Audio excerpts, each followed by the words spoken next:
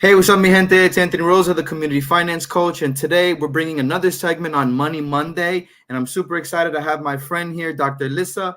And today we're talking about, are we losing our democracy?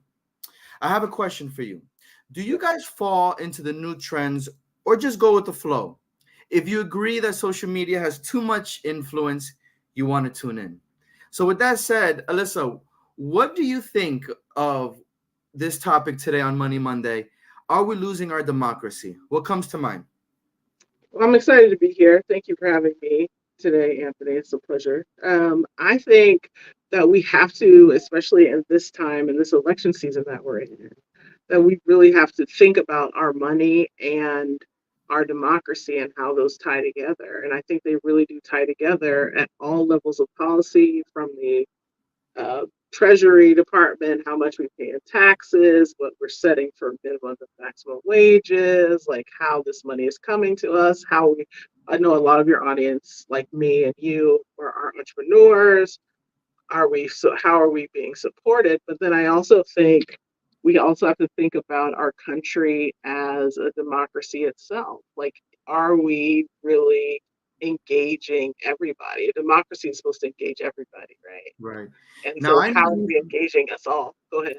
now I know you for many years, but my Sure. audience may not. So why Mhm. don't you, please introduce yourself and let everybody know what you do?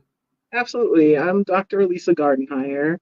I met Anthony through networking years ago, and he just like is so impressive. His energy is like through the roof, and it's just infectious. And we connected both around business, but also we just had like great conversations about life and that kind of thing. So Mhm. again, it's always a pleasure to be with him. Likewise. I have a PhD in urban planning from Harvard, and I worked as a social policy researcher for a long time, trying to understand what kind of programs help people move out of poverty. So I was looking at money from a different standpoint professionally. I quit that job in 2017 to become an entrepreneur myself, and my orientation was education for kids and really working on building a strong academic foundation for kids in K through 12 so that they are free to create lives that they want. So we're talking about money today, but I think money is just a part of how we create our lives. And I think when we tie to the topic around democracy, we're really talking about how does this system that impacts so much of our lives affect how we can create our lives. So I'm the president now of a company called ADG Group. We do consulting, and I've created a program called Centered Leadership, which really is working on helping develop leaders who think critically about the problems that we face, either in government and policy, but even also in business, and looking to see to make sure that the decisions that we're making really are based on how people really live in this country and all around the world as well. Right, because there's a split, right? You see a heavy population around the coastlines, Mm-hmm. California, Florida, Texas, Jersey, New York, right? You see a lot, but then kind of Sure. in the middle, our populations change a little bit. And Mm-hmm. so the need for others is not the same. So we were talking about abundance mindset and Mm-hmm. shortage mindset. Yep. What were you talking about when we were having a one-to-one prior to our conversation? Yeah, I was really tying that. I mean, I think that's where the idea around democracy, our democracy really came out, because I think we can really look at the two choices we have for president going forward, to think about who's giving us a feeling of abundance and hope and opportunity for more people, and who's really sort of pushing this agenda which really has more opportunity for a few people at the top, and everybody else has to kind of figure it out. And we really tie that to that abundance mindset. The abundance mindset is really sort of in this new candidate we have, for our Democratic presidential candidate, where they're really talking about expansive ideas. And if you think about our Republican candidate and the folks he's working on, it's really talking about that billionaire class. And I don't have anything against billionaires and billionaires. I think we're all that's part of the American dream, right? But the reality is of how people live day to day is highly taxed. Food and prices of everything having skyrocketed recently, really making people facing real challenges. And I think we have to look specifically at who's going to really truly help me and my family and the people in my community, that kind of stuff. So you bring up it's a very sensitive conversation, right? They always say conversations to avoid are religion, government, politics, right? But here on the round, on the Fresh Start Advancement, we're not here to kind of sugarcoat. We want to be real and raw. So I want to ask you a conversational or a debatable question, depends on how you Sure. look at it. Can you help us understand the differences between Republican and Democrats? Because there's a lot of people who don't vote and they kind of don't understand. And I think that a lot of times we just kind of use nepotism or the Jones effect to kind of sway our decision making on who we want to vote for. So I think how can you kind of break it down for us in layman's terms? Yeah, I think it's worth thinking about. And I think part of it, which is I think the hard part, is to be able to sort through what everybody's saying. Because I think all politicians, when we talk about Republicans and Democrats, like in some way they're all going to just say something to get elected because that's what they're trying to do, right? They need your vote. And sometimes it feels like they get our vote and then they forget about us for the next 4 years until the next time, I think the difference between Republicans and Democrats is becoming more and more clear as we see more extremism on the right. So on the Republican side, we see more conservatism and extremism in regard to personal freedoms, in regard to democratic opportunities to participate in the both our economy and in our political system. Where I think on the Democratic side, we see more orientation toward expanding opportunities to participate in those things. And I mean, President Trump literally said before Kamala Harris came into the race, he said, this next election, when I win, you're not going to need to worry about voting in the future. Like he literally said that. Like part of the agenda of this thing called Project 2025 is to eliminate voting rights for a lot of people. That's terrifying to me. That's scary because it's like, America is really an experiment. It really is. It's a young country relative to lots of countries around the world. And if we lose that part of our democracy, I don't think it'll be easy to get back. Right. So we really have to be real thoughtful about that. And that's your human rights. That's your money. Our money is so important, but like your rights as a human being, that matters a lot too. And I think a lot of that stuff is on the line right now. So like now we're in a sensitive part in our nation, right? So we have potentially the first, woman of color versus a kind of new organization of support. And people I find are not doing enough of their due diligence to be able to make a decision. Yeah. So this is not a political campaign, or we're not supporting red, blue, or anything in this conversation. We're just talking about the importance of decision making and how our decision making is being influenced, and the potential possibility of losing our democracy and our right to vote. And right now is the time to make a decision rather than just kind of, I'll see what happens. Right? I don't want to see what happens.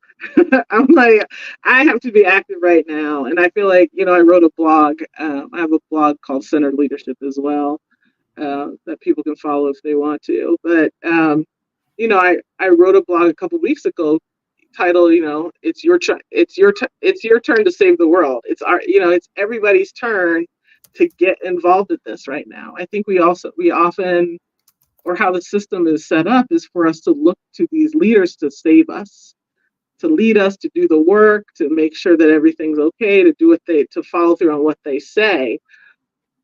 But I don't think we can trust that to happen without our active involvement in making sure that we are actively involved. And so whichever party you're in, you should be, if you have the chance to, and we're all busy, we're all slumped, we're all just trying to get this rent paid and pay our mortgages and do all this stuff.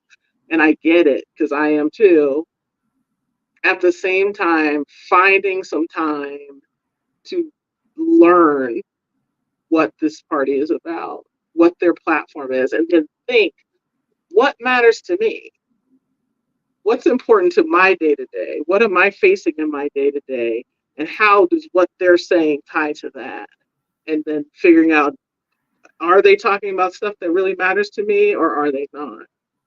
Are they Right. creating policies? Do they have a platform that lines up with what matters to me in my life? I think we all, like, I love people, I love humanity, I love all of us, and I think we're all individually here to live our fullest lives, right?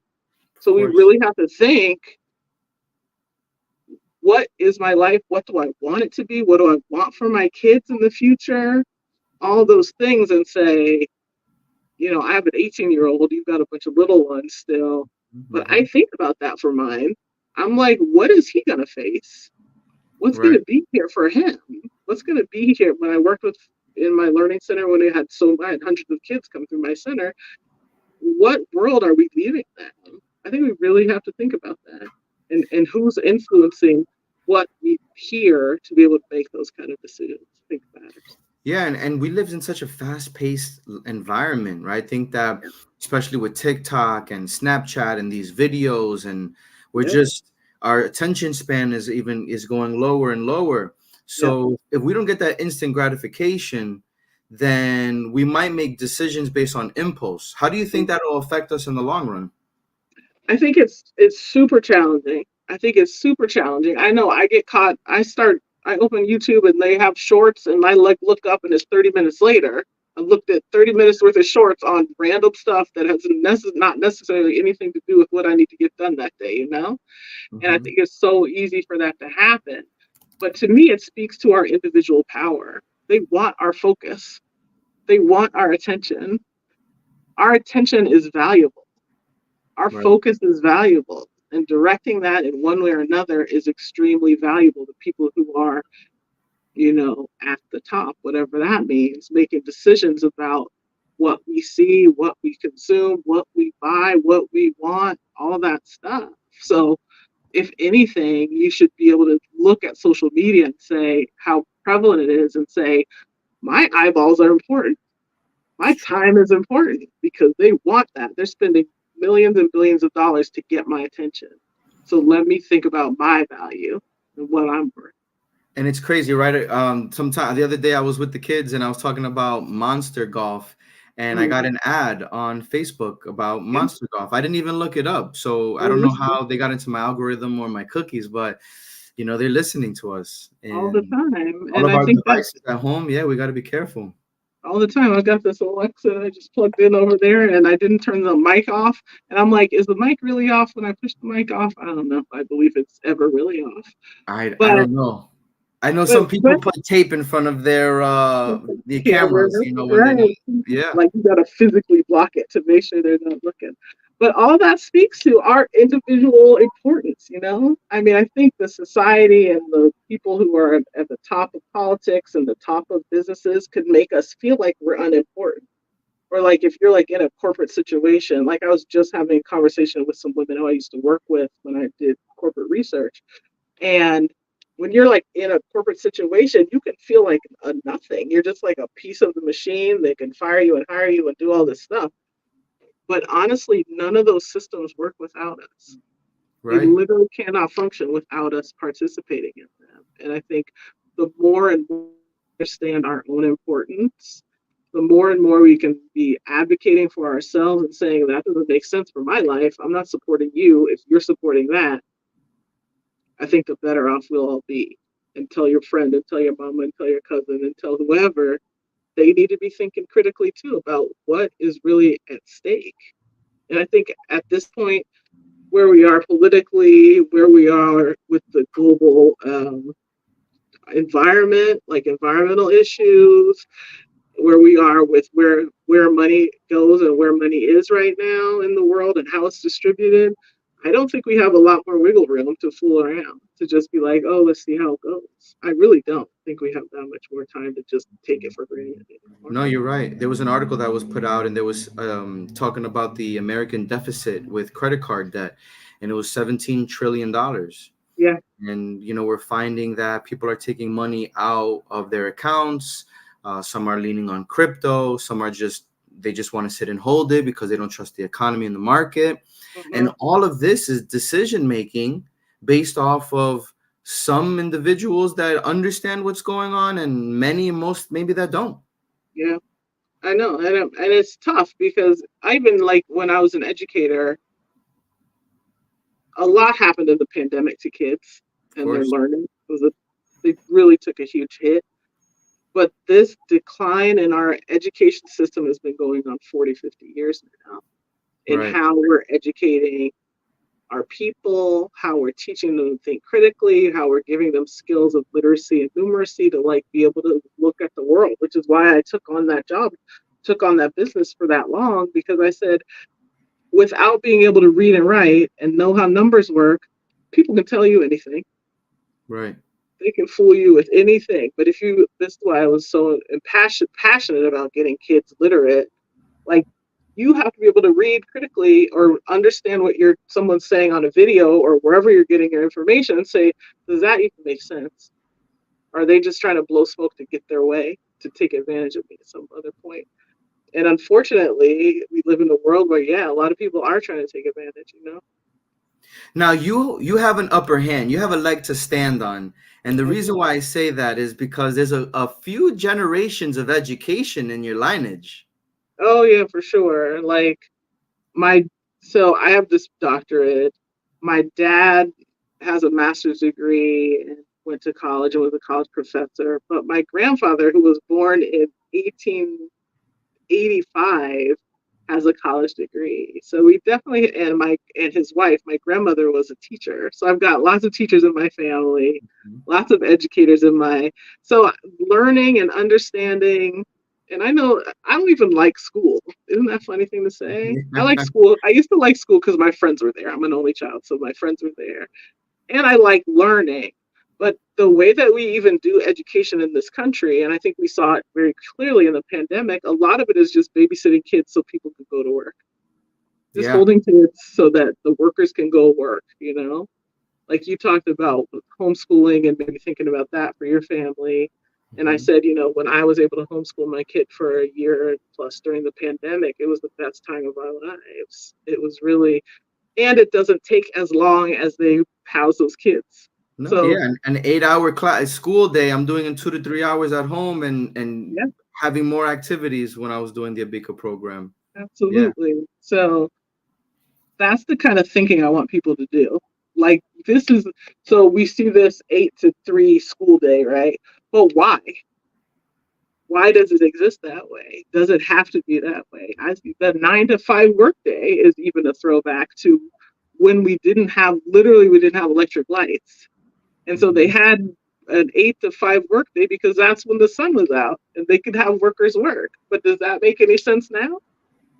Well, a Like lot we of just people are, don't we're just, understand the development from, and we used to farm and we used to barter, and it's like it's interesting if we were to go back to some of those times and someone was to reflect and say, what can I share of value mhm, that can help me? Can I help you with something? Am I good with my hands? Can I, it's like, what kind of yeah, resources or gifts are we using? And yeah. I think they're getting dormant with social media and just the way that we kind of, rock with decision making. Yeah, 100% agree with you. And like, not everybody wants to go have a farm, but you can grow some vegetables on your porch or on your yard or in your patch, and just like to, just for like more security for yourself and your family. Like that's what Right. it is. You don't have to do that. But I think what you said is so interesting. It's something I've been thinking about a lot too recently, which is how it feels like we live upside down and backwards sometimes. Like the where we are now is so far from how natural systems work. Hmm. Like working with the way that farming works, that is all like synthetic chemicals and like all these ways that are not really how the earth works. Right. But it's where business is, and it's where somebody made some money and then they said, well, we're going to push you further and further and further. These farmers with big farms are spending millions of dollars on things that are really free, It's true. like fertilizer and manure and all these things are, they come out of the animals behind. That's free. That doesn't cost you anything.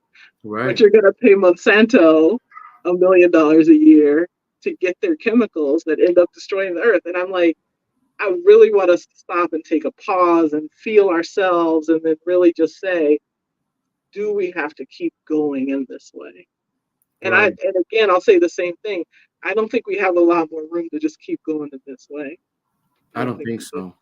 Yeah. But I want to ask those that are watching, are you willing to put in the work? Mm, We're having a conversation about decision making, and, you know, it's very important the power that we have in the decisions that we make. And if we're not doing the due diligence and we don't understand, especially during this election, we don't mhm. understand, we can't just vote based off of not understanding. You got to put in the work. Yeah, Let me ask you a question as we're rounding third base. sure. How can someone take action? What would you recommend if you were to frame it and condition someone? Say they feel like they don't have time. They always think that the government has their best interest. And Mm. so, how do you recommend someone take action? It's going to be a funny thing I'm going to start with is to really do an inventory of themselves and their lives. Like, where do you feel satisfaction in your life? What's Hmm. working well? And then what is not? Like, what's hard for you? What are your roadblocks? What's in the way? And then really use your Google.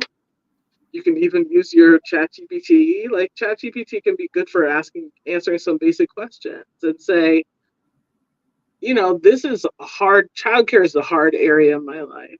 How can I learn more about what these political parties are saying about affording childcare? Hmm. Because, I mean, you're able to have your wife stay home, but she's got a full time job taking care of those kids Full time job. and managing your house, full time plus job managing the kids. And so, if she went back to work, how much would it cost you to put all the kids in daycare and school and all the stuff, Between 80 and 120,000. I definitely I looked it up. right? And that's Figured out my number. impossible. That's impossible. And families are dealing with that kind of stuff on a day-to-day basis. So I'd say really take a minute to like do an inventory of your own life and then use this technology that's so freely available to us and say, who's talking about this? And who's talking about this in a way that means something to me that can make a difference for my life? And that's not red or blue. That's not Republican or Democrat. It's like who is out there who's going to make my life better and then hold them accountable. That's Keep true. keep your foot on their neck once they get elected. But then times like too many times, even for me, some of my clients, they feel or say that they don't want to take advantage of the government or let them give those resources to somebody else when knowing that they can reap some of the benefits too, but they feel like they're not those people, whatever that means. Yeah, I think that all those stories and those narratives and those like ideas are put in place on purpose because Apple Computer, um, Amazon, Walmart, they're paying almost zero taxes, and I know I pay taxes every year, Hmm. and I know you pay taxes every year, but the corporations who are making billions and billions of dollars are really those people. You want to know who those people really are? Think about farm subsidies to keep people farming in ways that are not correct for the earth or for like us as people consuming that. Like It's true. really sort of again, you just have to like stop and think like how is my life actually going? Right. What is actually happening in my life? Not some fantasy where they can say, oh, I don't want to be one of those people, but like what are you really facing today? So I really enjoyed this conversation. It put some things into perspective for myself, just understanding, doing a little bit more due diligence, not just siding with different groups of friends, that are bashing one another. Come out of this and Trump that. And, Mm-hmm. again, I don't mean to put names in this particular segment, but we just got to be relative and be realistic of what the times are and who we're talking about now. Yeah. So, we have this final thought segment of the show where Mm. we kind of just as we're wrapping up, what is your biggest giveaway for those that are watching? And of course, we're talking in title of Are We Losing Our Democracy? Right. So I'll say this, America is a pretty young country compared to a lot of like China and other countries around the world. We're a young country. And really need to, it's too early to give up on this experiment. It's too early to give up our rights to participate in this experiment. And I think it's critical that we more and more understand our own importance and the value that we bring to this country and the value of our labor and our focus and our families and the children we're producing and all those things that keep this system going. And I think if you develop a mindset that really focuses on your own value and really see how important you are, that you in turn will demand more from the government that's supposed to be serving us. And I think if we can do that sort of on an individual basis or have like discussion groups, host them at your house, bring up those conversations in your group chats and your community and your Facebook groups and other places around in your churches, wherever you find yourself with other people, that we can really move the needle towards supporting the well-being of more and more of us, because it's not really supporting the well-being of us right now. This isn't. Right. I really appreciate you sharing that. And again, people need to do their due diligence on Project 2025. It's very important. Thank you so much for coming on this Money Monday segment. And I always like to close with a quote. And this quote is brought by Malcolm Gladwell. It says, truly successful decision-making relies on a balance between deliberate and instinctive thinking. I love it. 100%. Well, hang out in the afterglow as we're saying bye to everybody else. Go in grace, go in peace. Again, this is Anthony Rosa, the community finance coach. Thank you for watching. If you have any questions, please feel free. Like, comment, share. Let's engage, and I hope to provide more value. Again, talk to you soon. Bye, everybody. Bye-bye, everybody.